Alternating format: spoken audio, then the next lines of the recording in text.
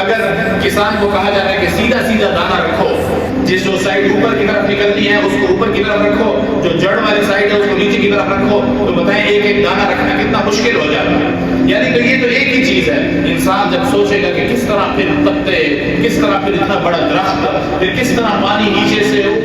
آخری پتے تک جاتا ہے، پھر ہر پھل کے اندر مٹھاس آتی ہے، رنگ آتا ہے، یہ کہاں سے آتا ہے؟ پانی کا ایک ذائقہ ہے، مٹی کا ایک ذائقہ ہے، مگر اس سے اگنے والے درخت ان کے الگ الگ ذائقے ہیں، پھلوں کے الگ الگ رنگ ہیں۔ یہ جب غور و فکر کرو گے تو ہم تمہیں ہر چیز میں نظر آئیں گے، ہمارا حکم ہر جگہ چلتا ہوا نظر آئے گا، ہر چیز تمہیں ہماری طرف لے کر آئے گی۔ جب انسان اللہ کے نعمتوں کو اور احسانات کو سوچتا ہے نا، اس کے دل میں اللہ کی محبت پیدا ہوتی ہے۔ اچھا، اتنی محبت کرنے والے اللہ، اتنا خیال